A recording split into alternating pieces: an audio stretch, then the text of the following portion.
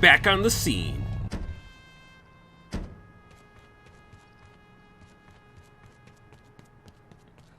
Everybody's looking out the fucking window. Oh god, here he comes. Yeah, you know how it is. Tom Hagen, huh? What you got for me? Oh, okay. This is a fun one. This is based off a very famous scene in The Godfather that happens at the beginning of the movie. I'm not going to spoil anything. Let's just let it play and I'll talk about it as it goes on. Glad you could make it. Glad you could make it, Fabrizio. You watch your tone with me, Tom Hagen. You you might be the consigliere, but I'm still your superior as a player character. As if I fucking get. As if I fucking. Damn it, Mitch, you're slurring your words, you're ruining the fucking Arthur's joke. Fuck. We were on to something, but then I just started stumbling over everybody in every single syllable I was saying. And we ruined it. You don't understand. Johnny Fontaine never gets that movie. And I'm gonna run him out of the business. And let me tell you why. She was beautiful. She was young. She was innocent. She was the greatest piece of ass I ever had, and I've had them all over the world. She threw it all away to make me look ridiculous. Now you get the hell out of here. And if that Goomba tries any rough stuff, you tell him I ain't no band leader. Yeah, I heard that story. Thank you for dinner and a very pleasant evening. If your car could take me to the airport, Mr. Corleone is a man who insists on hearing bad news immediately.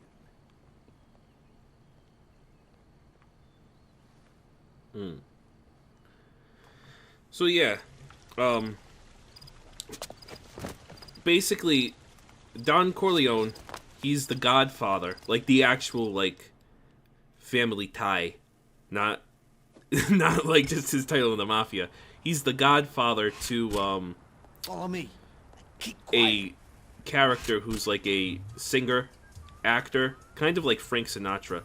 His name's Johnny Fontaine, and he's trying to get a role in this movie, but this Hollywood producer guy that we're here at his house, Jack Woltz, I think is his name, he won't give him the part in the movie. And basically, what it is it's all the backdoor dealings of the old Hollywood studio system and how it used to work.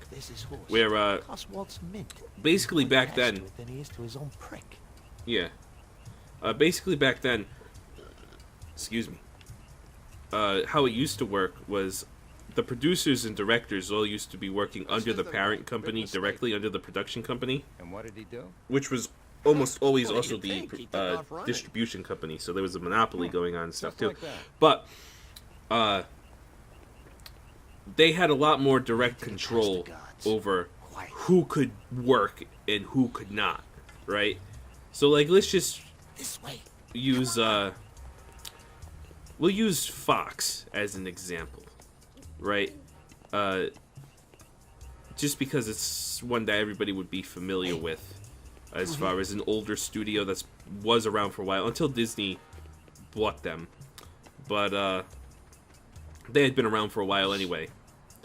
So pretty much, if the producers at Fox didn't like you, and there was a good chance that the producer was the director, a lot of the times, what would happen is they would, what am I trying to say here? Alright. Yeah, look for the stall, Rocco. What would happen is they would essentially blacklist you from working with Fox completely. And that can still happen nowadays, but it was a lot easier to have it done because everybody was in cahoots with each other. Get out in front. Did I fail? Oh, okay. Everybody was in cahoots with each other back then. So, yeah, that's what would happen. Stand guard while Rocco gets the package. Who's there? Mr. Choke You the Fuck Out is here. That's who's here.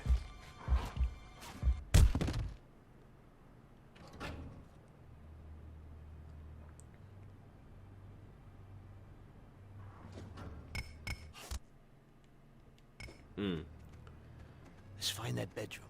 You lead the way. Oh, I gotta lead the way now. So yeah, anyway, what we're doing is we're kind of like blackballing... Oh, fuck. Grab onto him. What we're basically doing is we're blackballing this director to give Johnny Fontaine a part in the movie.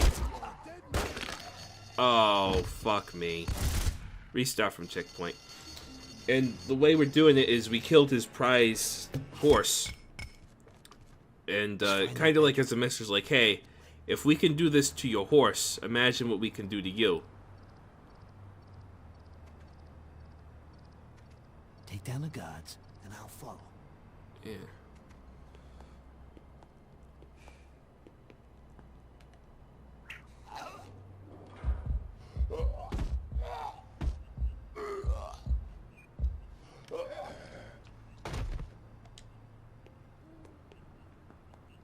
Alright. This is one of those stealth sections, which I fucking hate. We want to keep an eye out on what's going on here. Watch that butler. Alright, Mr. Sneezy, go through the fucking door over here. Fucking hell. Do not kill innocents. I mean, technically, these fucking security guards are pretty innocent, if you ask me.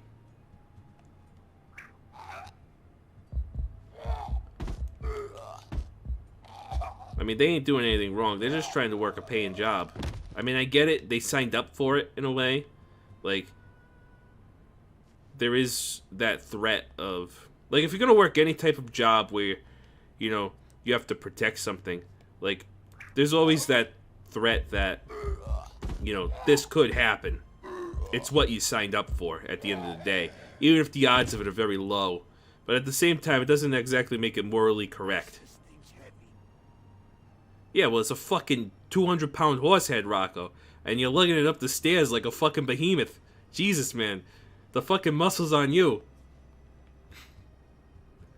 I don't know how heavy a horse head would be. Whoa, Rocco, Rocco, stay over there, Rocco.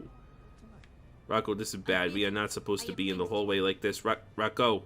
Rocky Rocco, where the fuck you going? You're gonna get us both in fucking trouble. Chill the fuck out. Alright, I don't know what this cop is going to do. I think I can just... I think I can... Get him? Yeah, we got him.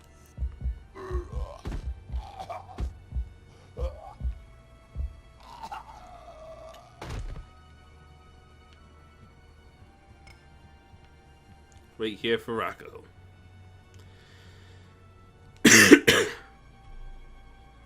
You coming, Rocco? You coming? Oh, you're hiding from the fucking maid. Okay.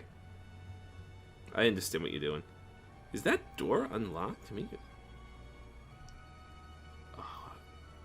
No, I think that's the light from the Got the door. I'll be back in a minute. Yeah, I'm sure you will.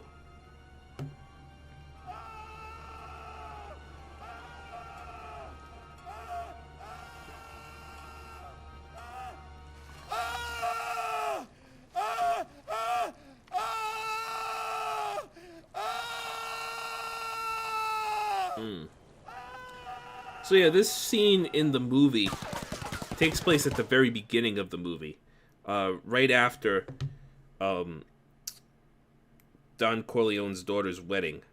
But they obviously wanted to put this scene in the game because it's a very famous scene from the movie, and they made the decision to put it a little later in the game, which I honestly don't mind.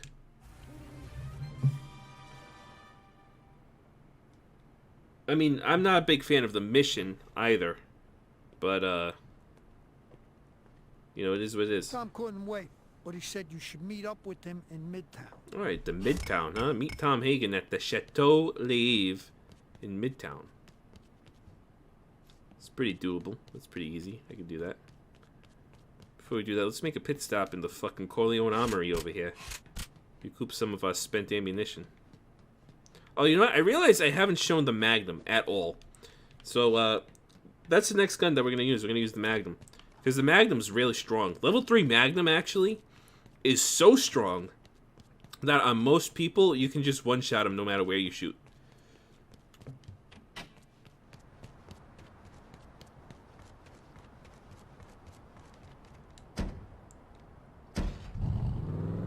Alright, let's go to Midtown. I mean, you fucking Mafia guys, you like to go back and forth and back and forth. Why can't we just do all the business at the fucking compound? Mr. fucking Tom Hagen. Ooh, look at me, I gotta go run all the way to my fucking little private bar in Midtown. Fucking asshole. Yeah, fuck you. It's a good thing I don't monetize my videos, I swear too much for them. But, you know, in my personal opinion, if a rated R film can make money dropping F-bombs every 3 seconds, I see no reason why you shouldn't be able to monetize a video on YouTube where you're dropping the F-bombs. It's just stupid. It makes no sense whatsoever. There's a time and place for adult entertainment of the non-pornographic persuasion, if you get what I mean. And that should be allowed on YouTube.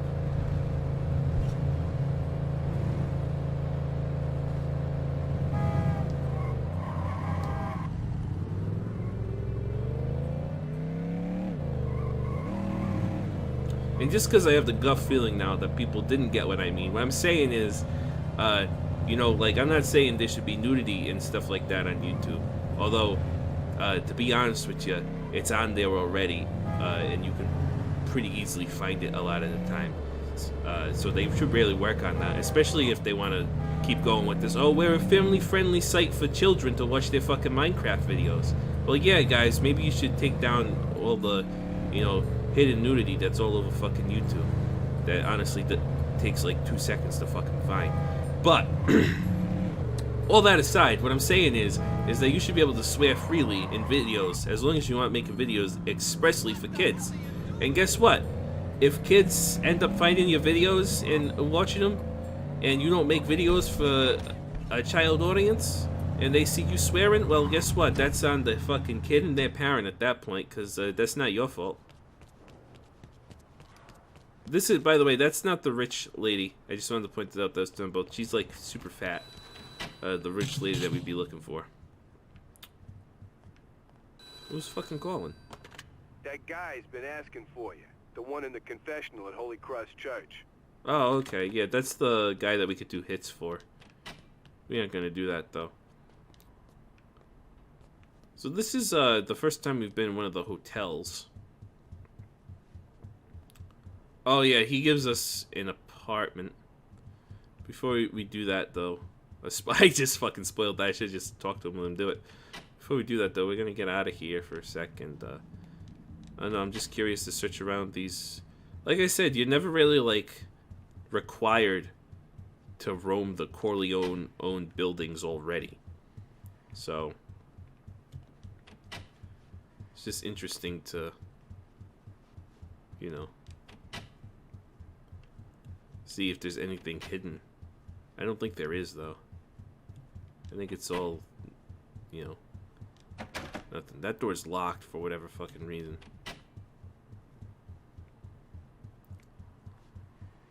Alright. Yeah, we've been there before. Alright, Tom. I'm here. What do you want from me? Well, what the fuck? Oh, I took the elevator by accident. Hey, oh, your name's Fabrizio, too. You're one of them made men. I'm not a made man, actually. Not yet. I'm only an associate. I have not done a sanctioned hit by the Don himself against someone. That's what it takes to become a made man. Mr. Hagen, you Most wanted of the to time. see me? Relax, son. The Don regrets that he was unable to make it today. He's grateful to you for the many favors you've done for him and for the family. As a small token of gratitude, we'd like you to have this apartment with our compliments. Thank you. Thank you. Tom, please tell Don Corleone how grateful Frankie and I are. When the two of you are done, hey, look at the place over. Come over to the compound. Alright, so yeah. Pretty much. This is what I mean by, like, we have the most forced, rushed, nonsensical romance ever. Like, we just now have an apartment together. So, the thing about this game in its story, I guess, is it does a pretty good job of preserving the story of the Godfather, but at the same time, because of that, it leaves no room for its own original story, which they tried to do with it. And the original story is honestly just feels like they're in the background and is honestly just like a distraction from the main story. Alright, so what do you get? An extra 150 health each time? That's what it looks like. I mean, if we max out health, we'll just have such an easier time in general, so we're just gonna do that. Hey, how you doing? Surprised, huh? I'm always surprised. I'll say. I thought maybe I was gonna get whacked. Hey, and who says you ain't gonna get whacked? Unless you behave, that is. I thought maybe we could go to that swanky new nightclub in Little Italy. We could go now, or later. Yeah, we could go now, or we could go later. Isn't that right, Frankie Malone? So another reason I'm not going to do it in the playthrough. But another reason this game could never be made today is because you have the ability to essentially beat your girlfriend, which is fucked up. Absolutely fucked up. And I think, don't quote me on this, but I think if you do it enough, you get like a fucking angry phone call from Monk. I'm not sure though. Don't be stingy, baby. Come here. Oh, you're a bad boy. I like bad boys. Yeah, give me that respect. Don't. So yeah, the stray ones too in far, red are the sweetheart. ones you have the opportunity to flirt with and do that nonsense shit with. And they give you a little bit of respect each time. Which, again, I understand the intent. I just think it's silly. It's a silly game mechanic. There's a weird guy waiting for you at the church in Hell's Kitchen. Yeah, so I've heard. Maybe tell him to be a little less fucking weird, and maybe I'll show up for once. Ooh, blow the fuck out! Alright, let's save.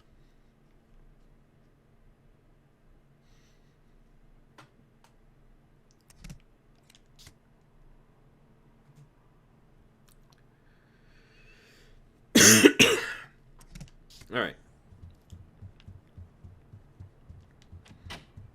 I guess we'll go and do the, next mission. Oh, Jackie Jovino, you're still... Why are you everywhere? Looking good, Jackie. Back again. Interested in really running this town? I'm interested. I'm interested. What are you thinking? There's always going to be a guy at the top of the food chain. If you control the boss man, you control the whole shebang, understand? Let me give you the details. Yeah, give me the details. Take down the Verona warehouse to regain control of Little Italy. Okay. Something big's brewing. I hear everyone's out at the compound. Ain't you supposed to be there too? Yeah. Something's big's brewing, alright. Oh shit, I think I know what's next. I think... I'm not gonna say it, though. I'm not gonna say what's next, because number one, I don't want to be wrong, but also I don't want to spoil what happens next. If it is indeed what is next. But, I think next is one of my favorite missions in this whole game. It's possible. We'll have to see.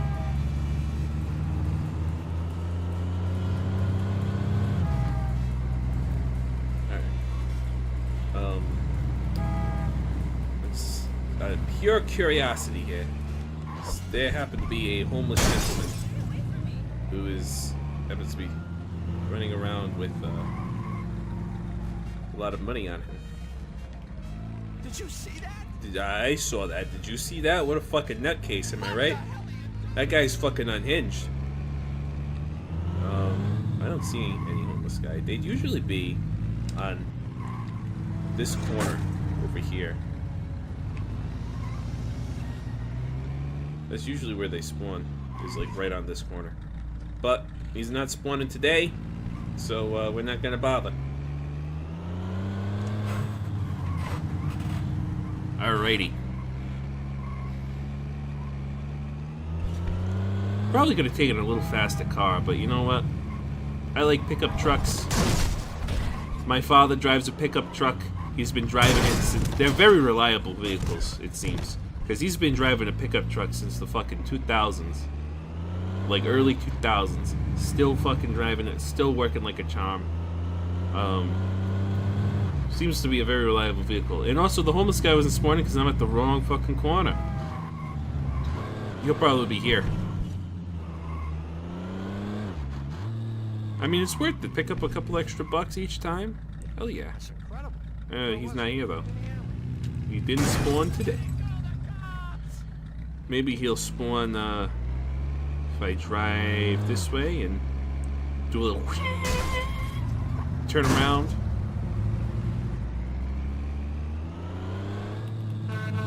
There he is. Hey. Sir, I need to have a word with you.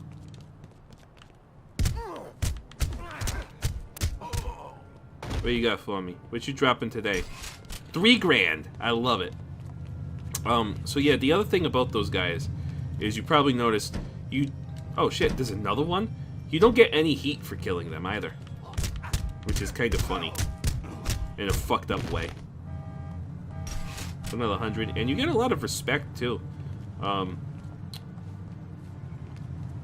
Any other guys? Any other homeless men want to show their lovely face today? I'd hate to just like leave the constant stream behind if it's going to be that way. So yeah, I'm pretty sure if I take this road, this is a much more direct route to the compound. Because it doesn't send us like roaming through all the neighborhoods.